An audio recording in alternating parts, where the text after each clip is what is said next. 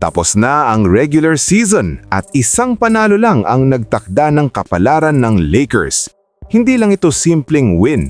Ito ang laban na nag-lock ng kanilang pwesto at mas lalong nag-init ng paparating na gyera sa playoffs. Ngayon, opisyal na.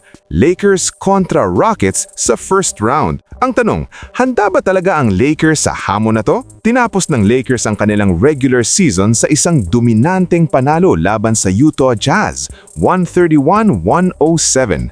At dito na nga naging malinaw ang lahat. Sa record na 53-29, nakuha nila ang number 4 seed sa Western Conference. Ibig sabihin, home court advantage sila sa first round, isang malaking bagay lalo na sa playoffs. Pero hindi lang tungkol sa pwesto ang usapan dito. Ang tunay na kwento, ang makakalaban nila, ang number 5 seed na Houston Rockets. Isang batang team, gutom, mabilis at walang takot. Hindi ito yung Rockets na madaling baliwalain. Ito yung team na kayang manggulat. Kung titignan natin ang matchup, may halong advantage at risk para sa Lakers. Oo, may experience sila, may leadership, at alam natin na sa playoffs, mahalaga ang composure. Pero ang Rockets, sila yung tipong walang pressure. Wala silang dapat patunayan, kaya mas delikado sila. Ito ngayon ang magiging test ng Lakers, hindi lang sa talent, kundi sa consistency. Kasi sa regular season, nakita natin kaya nilang manalo ng malaki.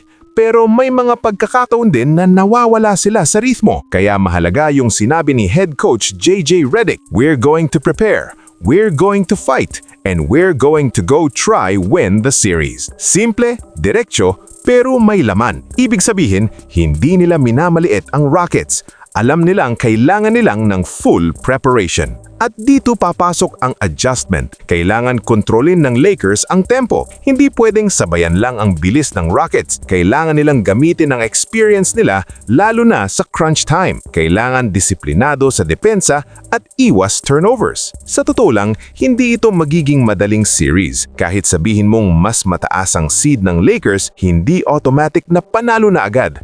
Sa playoffs, ibang laro na to. Mas physical, mas intense, at bawat possession mahalaga. At kung may isang bagay na dapat bantayan, ito yung consistency ng Lakers. Kapag naging steady sila sa offense at solid sa defense, malaki ang chance nila. Pero kapag nagkaroon ng lapses, pwedeng samantalahin agad ng Rockets. So ngayon, malinaw na ang laban. Lakers versus Rockets sa first round. Isang matchup na may halong experience kontra youth, composure kontra energy. Pero sa huli, iisa lang ang mahalaga. Sino ang mas handa pagdating ng Game 1? Ikaw, ano sa tingin mo? Kakayanin ba ang Lakers ang Rockets sa series na to o may upset na mangyayari? Ilagay mo ang prediction mo sa comments at pag-usapan natin yan.